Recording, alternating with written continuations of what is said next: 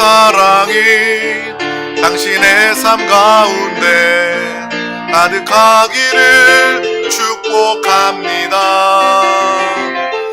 하나님의 은혜가 우리 가운데 가득하길 기도합니다. 하나님의 사랑이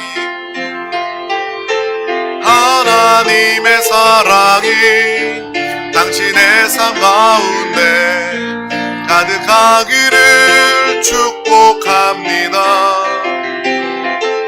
하나님의 은혜가 우리 가운데 가득하길 기도합니다. 아멘. 하나님의 사랑과 은혜가 우리 가운데 충만합니다. 날마다 하나님의 은혜 가운데 살아가시기를 바랍니다. 하나님의 사랑으로 감사하고 기뻐하고 감격하여 살아가시기를 주님의 이름으로 축복합니다. 사람은 날 때부터 이 사랑을 받을 때 만족할 수 있는 존재로 하나님께서 아예 그렇게 창조하셨습니다. 그래서 모든 사람들은 다 사랑을 받을 때 우리는 행복과 만족을 느낄 수 있는 거예요. 사랑받기 원하는 그 마음은요, 하나님이 만들어 놓으신 그런 마음입니다. 그런데 우리가 그 사랑받고자 하는 마음을 하나님의 사랑으로 채워야 하는데, 세상의 사람들은, 하나님을 모르는 사람들은, 영이 죽은 사람들은 자꾸 사랑을 찾고 사랑을 채우기를 원하는데 다른 사랑으로, 헛된 사랑으로 채우기 때문에 만족이 없는 거예요. 문제가 생기는 거예요. 그래서 사람으로부터 사랑받기를 원하고, 또 어떤 인기를 얻기를 원하고, 또 돈을 사랑하고, 또 어떤 그러한 다른 세상의 것들의 사랑을 구하면서 사람들은 속아 살게 되는 것입니다. 저와 여러분, 정말 하나님의 참 사랑으로, 한량없는 크신 사랑으로 만족하고 기뻐하고 누구보다 행복한 삶을 다 살아가시기를 주님의 이름으로 축복합니다. 하나님의 말씀을 나누기에 앞서 우리 다 같이 드림교회의 믿음의 고백을 다 같이 선포하도록 하겠습니다. 시작. 예수가 답이다. 아멘. 주는 영이시니 주의 영이 계신 곳에는 자유가 있느니라. 아멘. 오직 성령의 열매는 사랑과 희락과 화평과 오래 참음과 자비와 양성과 충성과 온유와 절제니 이 같은 것을 금지할 법이 없느니라. 아멘. 내가 이르노니 너희는 성령을 따라 행하라. 그리하면 육체의 욕심을 이루지 아니하리라. 아멘. 하나님의 성령을 근심하게 하지 말라. 그 안에서 너희가 구원의 날까지 인치심을 받았느니라. 아멘. 주와 합하는 자는 한 영이니라. 아멘. 날마다 주님과 하나 되어 연합된 삶을, 내가 주님 안에, 주님이 내 안에 거하시는 완전한 하나됨으로 살아가는 드림 가족들이 다 되시기를 주님의 이름으로 축복합니다. 오늘 하나님의 말씀 제목은 예수 그리스도 안에서 우린 하나입니다. 우리 다 같이 이 제목을 믿음으로 선포하도록 하겠습니다. 시작. 예수 그리스도 안에서 우린 하나입니다. 아멘. 우리는 예수 그리스도 안에서 진정으로 영 안에서 하나 되었습니다. 이 하나됨을 우리가 바라보고 이 땅에서도 서로 하나 되어 살아가는 이 믿음의 삶을 다 살아가시기를 주님의 이름으로 축복합니다. 오늘 말씀은 에베소서 3장 1절에서 6절 말씀입니다. 에베소서 3장 1절에서 6절 말씀을 우리 다 같이 천천히 합독하도록 하겠습니다. 이러므로 그리스도 예수의 일로 너희 이방인을 위하여 갇힌 자 된 나 바울이 말하거니와 너희를 위하여 내게 주신 하나님의 그 은혜의 경륜을 너희가 들었을 터이라.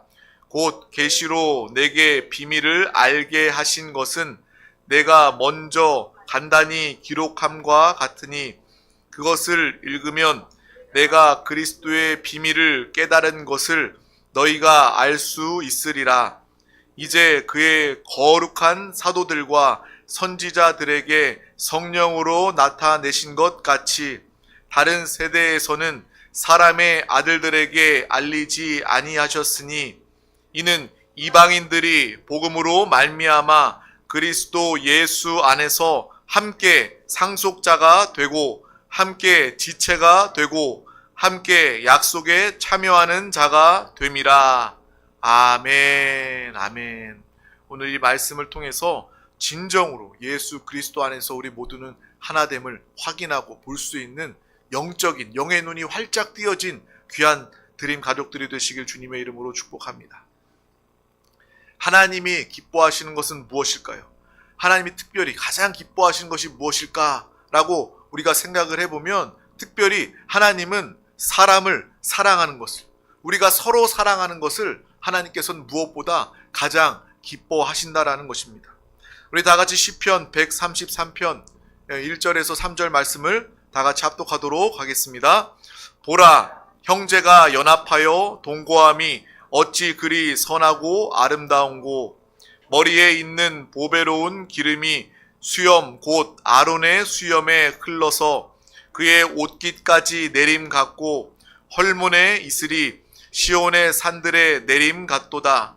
거기서 여호와께서 복을 명령하셨나니 곧 영생이로다. 아멘.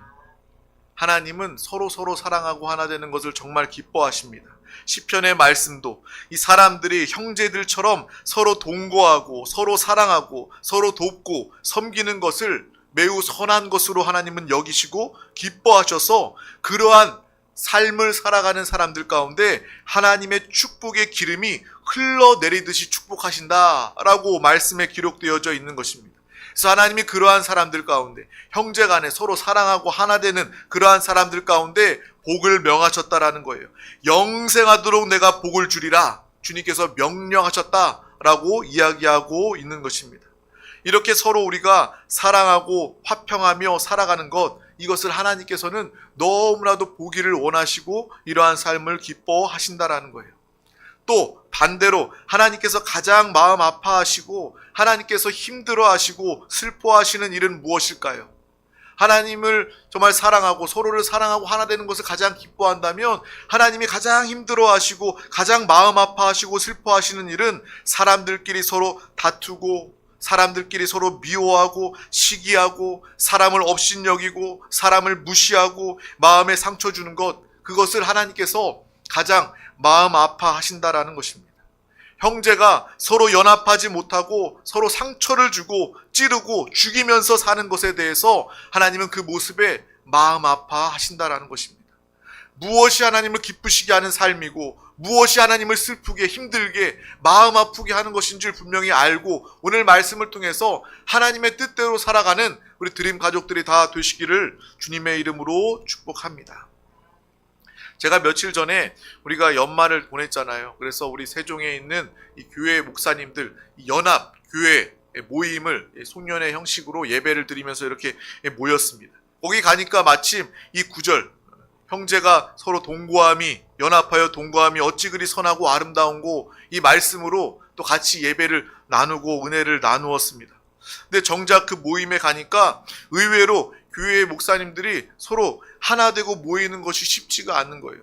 물론 목회가 바쁠 수도 있고 뭐 어려움이 있고 사정이 있을 수도 있겠지만 제가 이렇게 목회를 하면서 지켜보면 목사님들끼리도 서로 이렇게 모여서 함께 교제하거나 예배드리거나 뭔가 행사를 하는 것이 쉽지가 않습니다.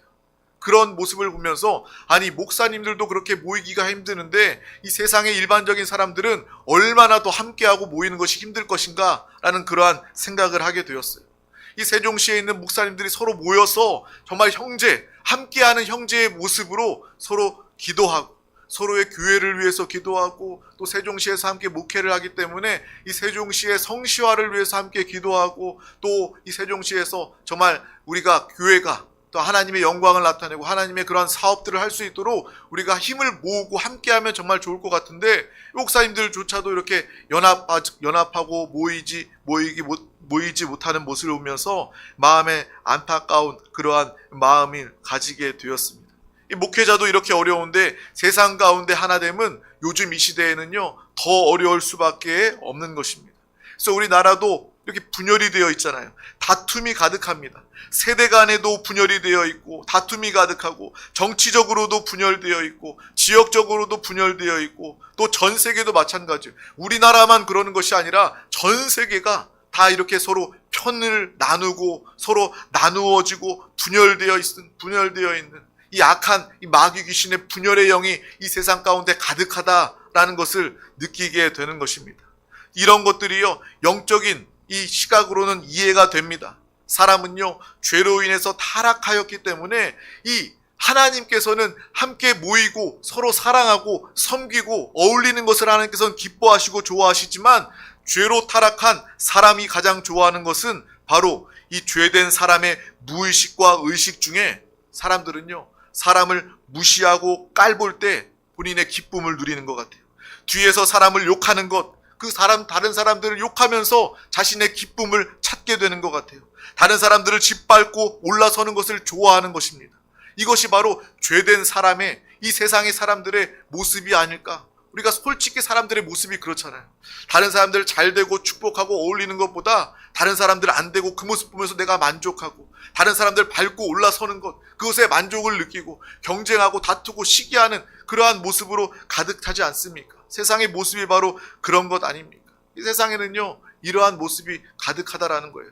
제가 백화점에 갈 일은 별로 없습니다.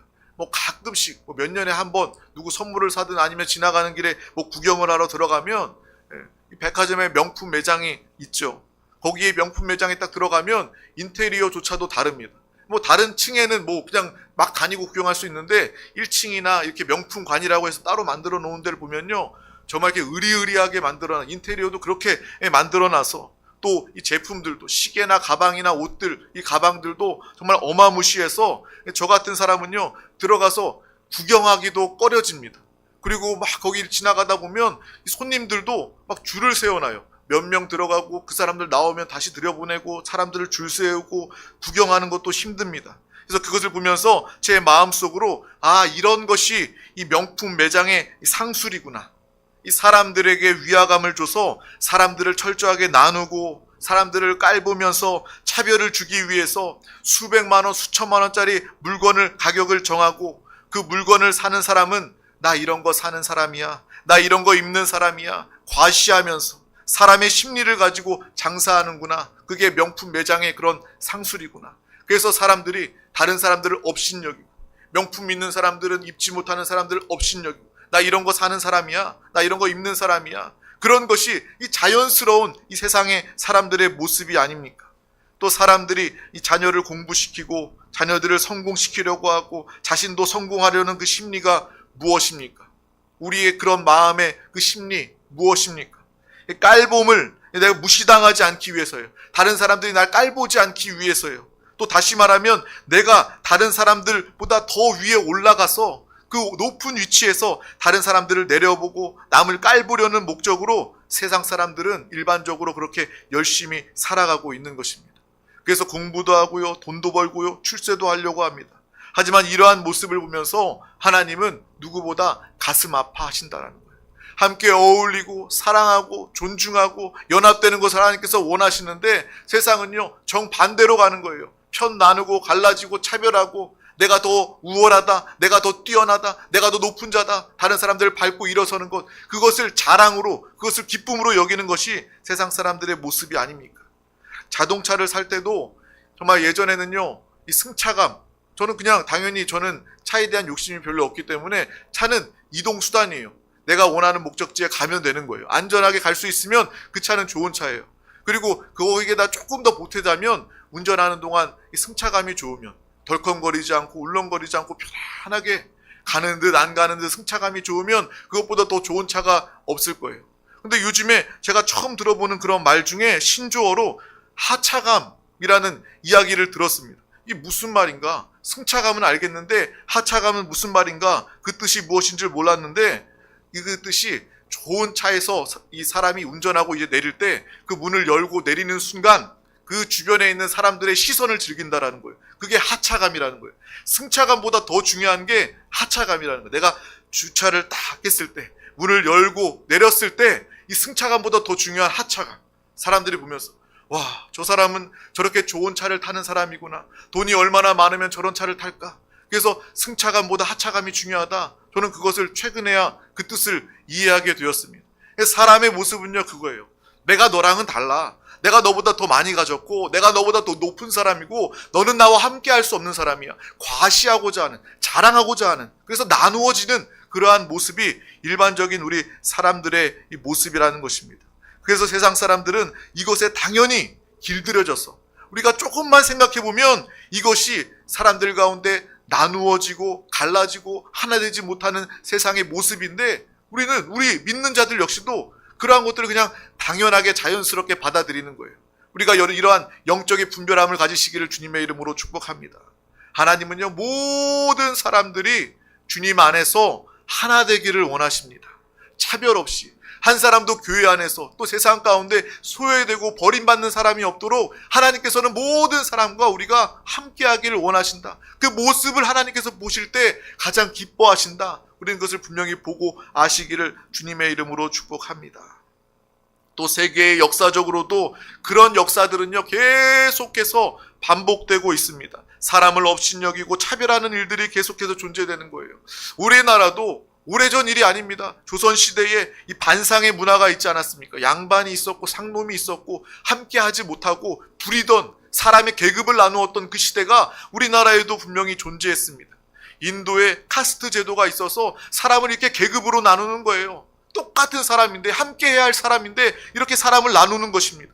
그리고 사람을 짐승 취급하던 그런 노예 제도가 있었어요. 사람을 짐승처럼 값을 매기고 사고 팔고 버리고 그러했던 모습이 인류 역사에 존재했습니다. 이러한 모습들은 하나님이 원치 않은 정말 반기독교적인 그러한 모습들이었습니다. 우리는 하나님의 마음, 하나님의 기뻐하심을 보아 알 수 있기를 주님의 이름으로 축복합니다.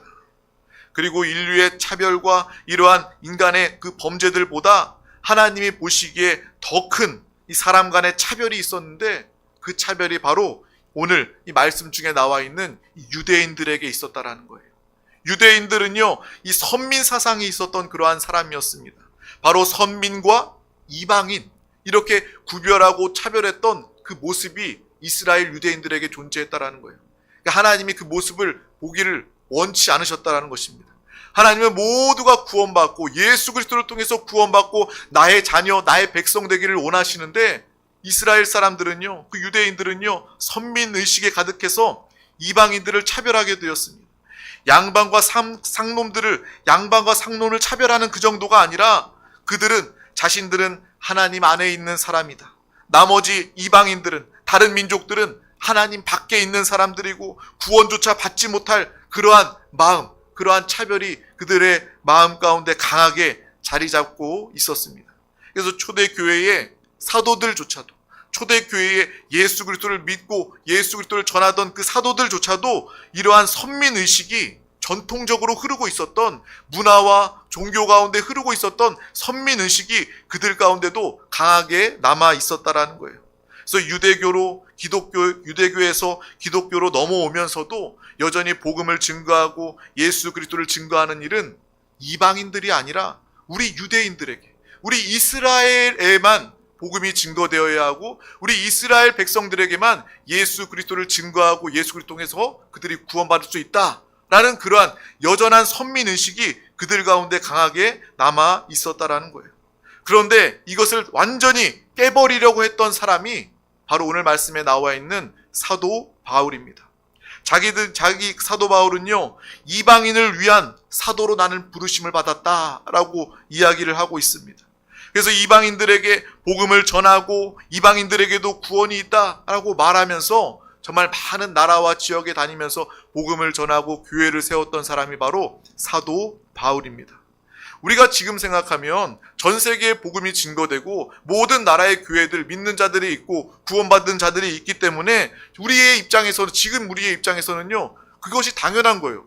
뭐 이스라엘 사람들만 예수 믿어. 모든 사람들이 다 예수 믿고, 우리 대한민국 사람들도 우리도 예수 믿잖아. 우리 예수 믿고 구원받았잖아. 정말 그러한 선민 사상, 선민 의식이 전혀 없이 모든 사람들이 예수 믿고 구원받는 것을 우리는 다 확실히 알고 있는데, 그 당시에는요, 사도 바울의 시대에는요, 선민 의식이 너무나도 강했기 때문에 그가 이방인들에게도 구원이 있다, 이방인들에게도 복음을 전해야 된다, 정말 하나님이 그들도 사랑하신다, 구원하기를 원하신다, 이렇게 말하는 순간 그는 위험한 상황에 처해질 수 있는 거예요. 매를 맞을 수도 있고 감옥에 갇힐 수도 있고 심지어 목숨을 내어놓고 복음을 증거해야 되는 그러한 상황이었음을 우리는 알고 이해해야 하는 것입니다. 그래서 사도 바울 하면 이방인을 위한 사도다라고 우리가 알게 되는 거예요. 우리 드림 가족들이 이 시대에 이런 사도 바울과 같은 사도적인 믿음의 삶을 다 살아갈 수 있기를 주님의 이름으로 축복합니다. 이 시대의 이방인들, 세상에서 차별을 당하고 소외당하고 무시당하는 사람들에게, 또 아직 예수 그리스도를 모르는 자들 가운데, 믿지 않는 불신자들 가운데 사도 바울처럼 복음을 전하는 삶을 우리 모두가 다 살아갈 수 있기를 주님의 이름으로 축복합니다. 이방인들을 위한 사도적인 삶을 살아가는 드림 가족들이 다 되시기를 주님의 이름으로 축복합니다. 분열되고 나누고 시기하고 다투는 것이 아니라 모든 사람들, 특별히 어렵고 소외된 자들, 불신자들에게 나아가서 복음을 증거하고 그들을 품어주고 그들을 안아주고 그들과 하나 되고 정말 이 교회 안에서 하나님 나라 안에서 서로 형제로서 살아가는 우리 드림 가족들이 다 되시기를 주님의 이름으로 축복합니다. 제가 아는 목사님 중에 빌림 목사님이라는 분이 있어요. 그분은요 카자흐스탄 사람입니다. 카자흐스탄 사람인데 사모님이 한국 사람이고, 이제 그분이 카자흐스탄에서 이제 교회 목회를 하는 것이 아니라 한국에 들어와서 이제 우리나라에도 카자흐 사람들이 많이 있기 때문에, 중앙아시아에서 이제 외국인 노동자분들이 많이 오기 때문에 그 사람들을 대상으로 이제 목회를 하고, 또 그들이 이제 들어왔을 때 우리나라에 대해서 뭐 행정이나 뭐 법이나 이거 잘 모르기 때문에 그걸 돕는 그런 사역들을 그분은 하고 계셔요. 정말 귀한 사역입니다. 근데 우리가 잘 알다시피 안 그런 분들도 많이 있지만 외국인 노동자 하면 우리가 얼마나 무시합니까? 어떤 일하는 그런 사장님들은요 정말 우리 내국인 한국인들한테는 제대로 된 대우를 해주지만 외국인 노동자들에게는 무시하고 뭐 월급도 주지 않고 뭐 때리기도 하고 뭐 그러한 뉴스를 우리가 보았을 것입니다. 외국인 노동자들에 대한 차별이 우리나라에 분명히 이렇게 존재한다라는 거예요. 우리나라 한국 입장에서는요 그들은요 우리 한국민이 아니라 내국인이 아니라 외국인입니다. 그래서 외국인이라서 그렇게 차별을 하는 거예요. 그렇게 하면 안 되지만 그렇게 차별하게 되는 거예요. 그런데 우리가 분명히 알아야 할 것은 교회 안에서는, 하나님 나라 안에서는요 카자흐 사람도 또 베트남 사람도 그 어느 사람도 외국인이 아니라 하나님 나라 안에서는 내국인이다. 예수 믿은 우리 가족 형제다라는 것을 우리는 분명히 알고 기억해야 할 줄 믿습니다. 모두가 정말 주님 안에서, 교회 안에서 우리 서로는 하나이다. 내국인, 외국인 차별이 있을 수 없다라는 것을 우리는 분명히 알고, 또 앞으로 혹시 우리 드림 교회 가운데 외국인들이 온다 할지라도, 외국인 노동자분이 온다 할지라도 우리가 내국인, 외국인 구별하는 것이 아니라, 차별하는 것이 아니라 그 사람들을 보면서 정말 우리는 적어도 대한민국이 그렇지 않다면 우리 드림 교회는, 이 교회는, 하나님의 나라는 내 외국인 차별이 없다. 우리 서로가 정말 형제요 자매요 우리가 한 가족이다. 정말 이러한 마음으로 그들도 품어줄 수 있는 그러한 역할을 감당할 수 있는 우리 드림 교회가 될 수 있기를 주님의 이름으로 축복합니다. 왜요? 하나님이 그 모습을 기뻐하시기 때문에 그런 것입니다. 우리 드림 가족들은요 다 정말 성공하고 이 땅에서도 열심히 공부하고 일해서 성공해야 합니다. 그래서 세상의 사람들은요 높아지고 대접받기 위해서 돈 벌고 공부하고 일하지만 우리는 똑같이 돈 벌고 공부하고 일하고 성공하더라도 그 목적이 이 세상의 차별을 없애고 누구에게든지 하나님의 사랑을 전하기 위해서 우리가 돈을 벌어야 하고 공부해야 되고 우리가 성공해야 된다라는 거예요. 세상 사람들이 공부하고 돈 벌고 성공하는 이유는 밟아서고 올라서기 위해서, 내가 더 높은 자리에 가기 위해서, 다른 사람들을 업신여기고 깔보기 위해서, 부리기 위해서 성공한다면 우리는요 정반대로 우리가 하나님의 축복으로 성공해서, 여러분 반드시 승리하고 성공해서 주님 안에서 더 많은 사람들을 섬기고 도울 수 있는 이러한 믿음의 삶, 하나님이 가장 기뻐하시는 믿음의 삶을 우리 모두가 다 살아가시기를 주님의 이름으로 축복합니다. 그래서 여러분들이 이 땅에서도 성공하시고 부자가 되어서 더 많은 사람들을 섬길 때 여러분을 통해서 그들은요 하나님의 나라를 보게 되는 것입니다. 아, 하나님의 나라가 죽어서 가는 것이 아니라 저 사람의 삶을 보니까, 저 사람의 모습을 보니까 정말 저 안에 하나님의 나라가 있다. 저 삶에 하나님의 나라가 있다. 그러한 믿음의 고백을 통해서 정말 모든 사람들을 구원하고 하나님의 나라로 인도해낼 수 있는 이러한 믿음의 삶을 다 살아가시기를 주님의 이름으로 축복합니다. 여러분이 이 시대에 사도 바울과 같은 그러한 믿음의 삶을 다 살아가시길 주님의 이름으로 축복합니다. 그런 의미에서 오늘 말씀을 통해서 하나님은요, 지금 우리에게 이 말씀, 꼭 필요한 말씀을 우리에게 오늘 주신 것입니다. 초대 교회에는요, 앞서도 얘기했던 것처럼 사도들조차도 유대교의 전통과 문화가 남아있어서 유대인과 이방인들을 구별하고 차별하는 그러한 일들이 존재했습니다. 하지만 사도 바울은 과감하게 내가 이방인의 사도라고 여기고 생명을 걸고 복음을 전하기 시작했습니다. 그 모습을 보면서, 사도 바울의 모습을 보면서 하나님이 얼마나 기뻐하셨을까요? 이러한 마음으로 하나님이 기뻐하시는 믿음의 삶을 우리 한 사람 한 사람이 삶의 현장에서 다 살아갈 수 있기를 주님의 이름으로 축복합니다. 여전히 선민의식으로 이방인을 무시하고 그들에게는 구원이 없다라고 말하는 당시의 사람들을 보면서 아마 하나님은 굉장히 마음 아파하셨을 거예요. 내가 정말 예수 그리스도를 통해서 너를 구원하고 정말 이스라엘 백성들뿐만 아니라 모든 민족을 살리고 구원하기를 원하는데, 초대교회의 사도들조차도 그들의 과거의 그런 전통과 종교적인 그러한 모습에 잡혀 있어서 이방인에겐 구원이 없다라는 생각을 가지고 있는 그 모습을 보면서 하나님은 얼마나 마음 아파하시고 가슴 아파하셨을까요? 우리는 그 마음 또한 헤아릴 수 있어야 할 것입니다. 내가 가진 어떤 고정관념이나 또 전통이나 그러한 모습을 통해서 다른 영혼들을 사랑하거나 복음을 전하는 것에 대한 제한을 받지 마시기를 바랍니다. 사도 바울과 같이 모든 것을 깨뜨려버리고 우리뿐만 아니라 더 나아가서 모든 사람들에게 복음을 증거할 수 있는 믿음의 사람들이 다 되시길 주님의 이름으로 축복합니다. 그런 의미에서 사도 바울은요, 하나님의 마음을 알았던 사람입니다. 하나님이 얼마나 마음 아파하실까, 얼마나 슬퍼하실까, 그것을 알았기 때문에 하나님의 뜻대로 이방인들 가운데서도 목숨을 걸고 복음을 증거하고 교회를 세우고 하나님의 나라를 확장했던 그 사도 바울의 모습, 그 모습을 기억하면서 이 시대의 사도 바울로 살아가는 저와 여러분이 되시기를 주님의 이름으로 축복합니다. 우리의 삶 가운데서도 여전히 이방인들이 존재한다라는 것을 우리는 알아야 합니다. 소외되고 차별받고, 또한 가장 중요한 것, 아직도 예수 몰라 구원받지 못한 이방인들에게 따뜻한 마음을 가지고 그리스도의 사랑을 나타내시고 베푸시기를 주님의 이름으로 축복합니다. 복음을 전하시기를 바랍니다. 죽어가는 영혼들 얼마나 안타깝습니까? 그 인생이요, 얼마나 남았는지 우리는 모릅니다. 사람은 내일 일을 알 수가 없어요. 그러니까 우리는 믿을 수가 없는 거예요. 오늘 당장 내가 은혜 받고 구원받았다면 우리는 사도 바울과 같이 그 누구에게도, 구원받지 못한 이방인에게도, 믿지 않는 불신자에게도 복음을 증거할 수 있는 이 믿음의 삶을 우리 모두가 다 살아가시기를 주님의 이름으로 축복합니다. 사람들에게는요, 이 원죄적인 죄성이 남아있어서 사람은 교만하고 우쭐하고 패를 가르고 분열되려는 그러한 본성이 여전히 남아있습니다. 그래서 지역으로도 갈리고, 학교로도 갈리고, 정치 사상으로도 갈리고, 재산이 얼마나 있느냐, 재산의 유무로도 사람들은 갈라지고, 나이로도 서로 편을 나누고 싸우고 갈라질 수밖에 없는 거예요. 우리는요, 그러한 것들에 휘둘리지 말고 휘말리지 말고 우리는 예수 그리스도 안에서 서로 하나임을 기억하며 살아가는 우리 드림 가족들이 다 되시기를 주님의 이름으로 축복합니다. 우리 마지막으로 갈라디아서 3장 28절 말씀을 다 같이 합독하고 마치도록 하겠습니다. 너희는 유대인이나 헬라인이나 종이나 자유인이나 남자나 여자나 다 그리스도 예수 안에서 하나이니라. 아멘.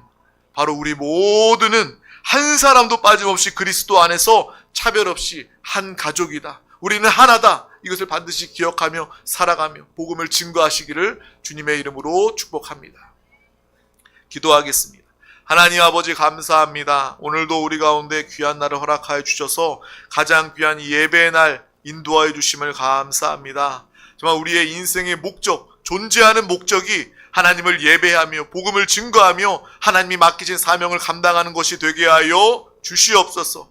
헛된 목적을 가지고 살아가지 않게 하여 주시고 헛수고하지 않게 하여 주시고 허송세월하지 않게 하여 주시옵소서. 특별히 2026년 또 우리가 새해를 시작하는 이 순간에 하나님의 마음이 무엇인지, 하나님이 무엇을 원하고 계시는지 그것을 알고 이 시대의 사도 바울과 같은 믿음의 삶을 우리 모두가 다 살아가게 하여 주시옵소서. 모든 사람들을 사랑하고 섬기고 하나됨으로 또 복음을 증거하게 하여 주시옵소서.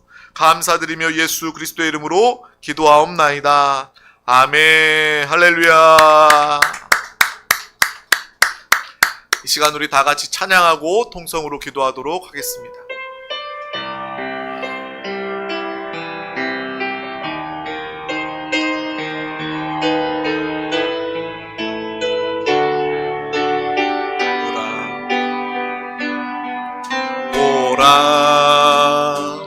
너희는 두려워 말고 보라. 너희를 인도한 나를